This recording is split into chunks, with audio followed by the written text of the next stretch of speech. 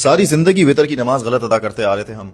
Imagine that. रसूलुल्लाह सल्लल्लाहु अलैहि वसल्लम ने फरमाया कि अपनी वितर की नमाज को मगरिब की नमाज की तरह अदा मत करो। नाउ ये वो हदीस है जो मुस्तदरक हाकिम में रिपोर्ट हुई है, इमाम दाराकुतनी ने इसको रिपोर्ट किया है, इमाम बैहकी ने रिपोर्ट किया है, एंड हाफिज इब्न हजर अस्कलानी इसको अपनी किताब फतुल बारी में रिपोर्ट करते हैं और कहते हैं कि ये हदीस शेखैन के जो शेखुल मुहद्दिसीन है, इमाम मुस्लिम एंड इमाम बुखारी, उनके रूल्स पे पूरी पूरी उतरती है। इसकी सनद फ्लॉलेस है, मतलब ये हदीस ऑथेंटिक है। नाउ नबी अलैहि सलाम ने जो हमें मना किया ना कि वितर की नमाज को मगरिब की तरह अदा ना करो, उसमें बहुत माइन्यूट सा चेंज है। जैसे हम मगरिब की नमाज में पहली रकत अदा करते हैं, सेकंड रकत में बैठ जाते हैं, तशहुद में अत्तहियात अदा करते हैं, फिर थर्ड रकत के लिए खड़े होते हैं और फिर थर्ड रकत भी वैसे ही अदा होती है जैसे सेकंड की थी, विद द एडिशन ऑफ दुरूद एंड देन सलाम। वितर की नमाज में हल्का सा चेंज आता है। वितर की नमाज में आपको सेकंड रकत में तशहुद अदा नहीं करना होता। नमाज में तशहुद का एलिमेंट वो होता है जहां हम बैठते हैं और अत्तहियात अदा करते हैं। नॉर्मली तशहुद सेकंड और फोर्थ रकत में अदा किया जाता है जो इवन नंबर की रकतें होती हैं, लेकिन रसूलुल्लाह सल्लल्लाहु अलैहि वसल्लम ने बहुत क्लियर किया है। नबी अलैहि सलाम ने फरमाया कि जब तुम वितर की नमाज अदा करो तो सेकंड रकत में तशहुद अदा मत करो और